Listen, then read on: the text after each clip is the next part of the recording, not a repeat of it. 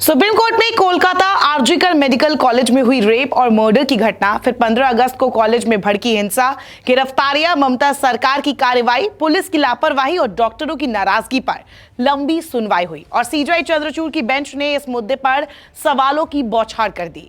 CJI इस दौरान बेहद नाराज दिखे। 10 मेंबर वाले नेशनल टास्क फोर्स बनाने का निर्देश दिया और ममता सरकार की तरफ से पेश हुए वकील कपिल सिब्बल और केंद्र सरकार की तरफ से पेश हुए वकील तुषार मेहता की दलीलें सुनी।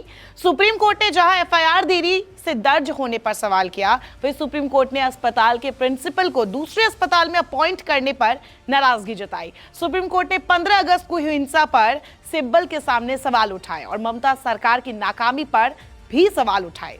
सबसे पहले आपको बताते कि सुप्रीम कोर्ट ने पूरे मामले पर क्या-क्या टिप्पणी की या सवाल पूछे हैं।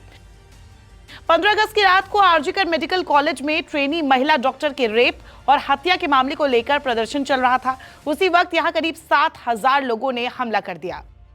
मुख्य न्यायाधीश डीवाई चंद्रचूड़ ने राज्य सरकार और पुलिस की लापरवाही पर भी सवाल उठाए। उन्होंने राज्य सरकार से पूछा कि ममता सरकार इतनी बेखबर कैसे हो सकती है जबकि इतना बड़ा प्रदर्शन चल रहा है।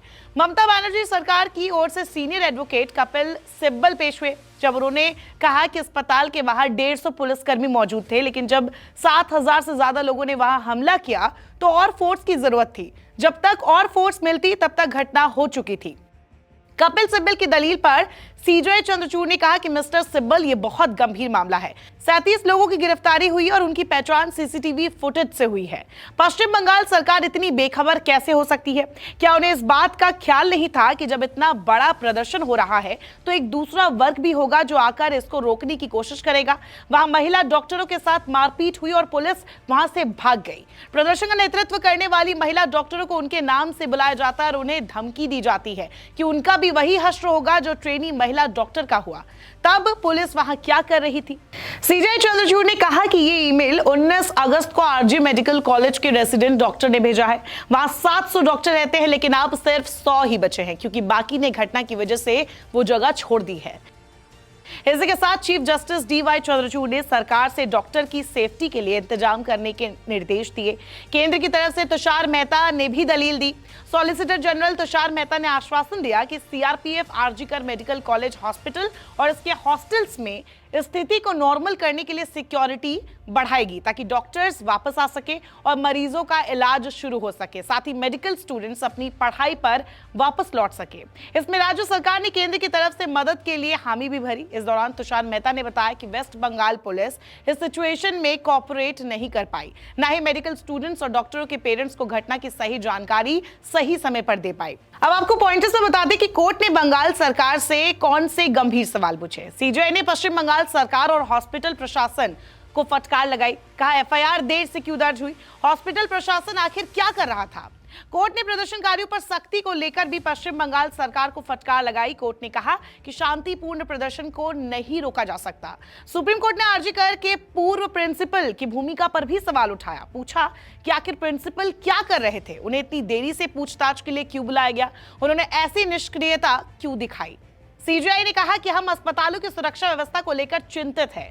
कोर्ट ने कहा अगर महिलाएं काम पर नहीं आ सकती और सुरक्षित नहीं रह सकती तो हम उन्हें राइट टू इक्वालिटी से वंचित कर रहे हैं। पीड़िता की पहचान उजागर होने पर चिंता जताते हुए कोर्ट ने कहा कि यह बेहद चिंताजनक विषय है। सीजेआई ने कहा कि प्रिंसिपल ने इसे आत्महत्या बताने की कोशिश की। माता पिता को शव देखने की इजाजत नहीं दी गई। ये केवल भयावह घटना नहीं बल्कि पूरे भारत में डॉक्टरों की सुरक्षा की कमियों को उजागर करता है। कोर्ट ने प्रिंसिपल को निलंबित करने और तुरंत किसी दूसरे अस्पताल में अपॉइंट करने पर भी सवाल उठाया। सुप्रीम कोर्ट ने अब क्या निर्देश दिए वो बताते हैं। सुप्रीम कोर्ट ने जो नेशनल टास्क फोर्स बनाया है वो 3 हफ्ते में इंटरिम रिपोर्ट पेश करेगी, जिसमें डॉक्टरों की सेफ्टी इंश्योर करने के लिए सजेशंस और गाइडलाइंस होंगी। फाइनल रिपोर्ट 3 महीने के अंदर सबमिट करना होगा। इस समिति का मुख्य मकसद होगा कि वो डॉक्टर्स, खासकर की लेडी डॉक्टर्स को हिंसा से बचाने के लिए एक रास्ता ढूंढे। समिति ये सुनिश्चित करे कि हॉस्पिटल्स, नर्सिंग होम्स और प्राइवेट हेल्थ केयर फैसिलिटीज जैसे वर्कप्लेस में prevention of sexual harassment against women act लागू हो। कोर्ट ने कहा कि एक्ट सिर्फ डॉक्टर्स नहीं बल्कि स्टूडेंट्स जो इंटर्नशिप कर रहे रहे हैं junior resident doctors, senior resident doctors सब पर लागू हो। इस समिति में कई डॉक्टर्स और एक्स ऑफिसर्स जैसे cabinet secretary, home secretary, family welfare ministry के सेक्रेटरी, नेशनल मेडिकल कमीशन के चेयरपर्सन जैसे अधिकारी भी शामिल होंगे। अब सुप्रीम कोर्ट इस मामले में 22 अगस्त को सुनवाई करेगा। इसी दिन सीबीआई भी रेप के मामले में और भीड़ द्वारा हिंसा भड़काने के मामले में अपनी इन्वेस्टिगेशन की रिपोर्ट देगा। वेस्ट बंगाल सरकार भी आरजीकर मेडिकल कॉलेज में किस परिस्थिति में हिंसा भड़की उस पर अपनी सफाई पेश करेगी। इसी के साथ सुप्रीम कोर्ट ने सीआईएसएफ को निर्देश दिया कि आरजीकर मेडिकल कॉलेज में सिक्योरिटी बढ़ाई जाए। भयावह रेप और मर्डर साइट पर भी सुरक्षा घेरा बढ़ाया जाए। कोर्ट ने सभी राज्यों को डेटा कलेक्ट करने को कहा है कि हर अस्पताल में कितनी सिक्योरिटी होती है, वहां रेस्टिंग रूम कितने हैं, यह भी देखने को कहा है कि अस्पताल में क्या सभी एरिया जनरल पब्लिक के लिए एक्सेसिबल है। राज्यों को 1 महीने के अंदर रिपोर्ट देनी होगी। मामले की सुनवाई कर रहे सीजेआई डीवाई चंद्रचूड़ ने कहा, सुबह सुबह अपराध का पता चलने के बाद प्रिंसिपल ने इसे आत्महत्या की तरह दिखाने की कोशिश की और पीड़िता के माता पिता को शव को भी देखने की अनुमति नहीं दी। उन्होंने कहा, देर रात तक कोई भी एफआईआर दर्ज नहीं की गई थी। नाराज सीजेआई ने पूछा, आरजीकर अस्पताल में 36 घंटों से शिफ्ट में मौजूद डॉक्टर का रेप हो गया। मृतक की तस्वीरें और वीडियो शेयर किए गए। 13 अगस्त को हाईकोर्ट की तरफ से मामला सीबीआई को ट्रांसफर कर दिया गया। 15 अगस्त को देर रात 12:30 बजे एक भीड़ इमरजेंसी वार्ड और दूसरी जगहों पर घुस गई और तोड़फोड़ की। इसके बाद आईएमए ने 14 घंटे के लिए देश भर में इमरजेंसी सेवाएं बंद करने का आह्वान किया। राज्य से उम्मीदें की जाती है कि कानून और व्यवस्था को बनाए रखने के लिए राज्य की मशीनरी को तैनात करे। हम समझ नहीं पा रहे हैं कि राज्य ऐसा क्यों नहीं कर सका। नाराज होते हुए चंद्रचूड़ ने कहा, डॉक्टरों और महिला डॉक्टरों की सुरक्षा राष्ट्र हित का मुद्दा है और समानता का सिद्धांत भी यही कहता है। कुछ कदम उठाएं, इसके लिए देश दूसरे रेप का इंतजार नहीं कर सकता। सीजेआई डीवाई चंद्रचूड़ ने कहा कि पितृसत्तात्मक पूर्वाग्रहों के कारण मेडिकल प्रोफेशनल्स हिंसा के प्रति संवेदनशील हो गए हैं, जिसकी वजह से महिलाएं अक्सर निशाना बनती हैं।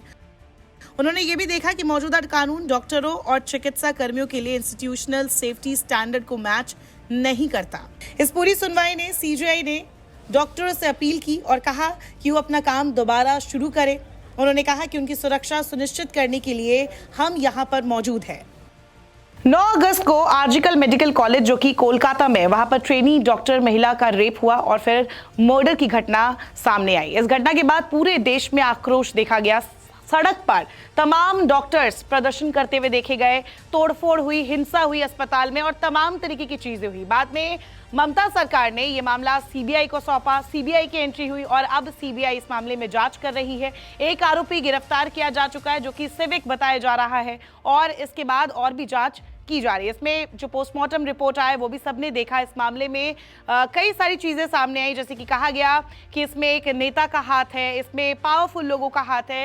लेकिन फिलहाल इस मामले पे 22 अगस्त को सुप्रीम कोर्ट में दोबारा सुनवाई होगी और उस दिन सीबीआई की इन्वेस्टिगेशन की रिपोर्ट सामने आएगी। तब देखा जाएगा कि इस मामले पे आगे और कौन सी चीजें सामने आती है। सीबीआई इस मामले में क्या कुछ कहता है कोर्ट में, और वही अगर देखा जाए तो ममता सरकार की जो सफाई पेश होगी वो भी देखने की बात होगी कि आखिरकार ममता सरकार, जिस पर काफी गंभीर आरोप लग रहे हैं क्योंकि पुलिस इस मामले पर लापरवाह नजर आई और एफआईआर दर्ज जो हुई है वो लेट हुई है। वही जिस तरीके से अस्पताल में जहां रेप हुआ था उस पूरे एरिया में जिस तरीके से कंस्ट्रक्शन का काम करवाया गया और तमाम तरीके की चीजें हुई, उसी को लेकर ममता सरकार भी सवालों के घेरे में है। ऐसे में 22 अगस्त को ये तय होगा कि आखिरकार इस पर जो कोर्ट है वो क्या एक्शन लेती है, केंद्र सरकार की तरफ से क्या कुछ किया जाता है और सीबीआई की रिपोर्ट क्या कहती है। नमस्कार, मैं हूं मानक गुप्ता। अगर आपको हमारा ये वीडियो पसंद आया हो तो इसे लाइक और शेयर जरूर करें और हाँ, हमें सब्सक्राइब और फॉलो करना ना भूलें ताकि आप देश और दुनिया की कोई खबर मिस ना करें। तो जुड़े रहिए हमारे साथ और देखते रहिए न्यूज़ 24।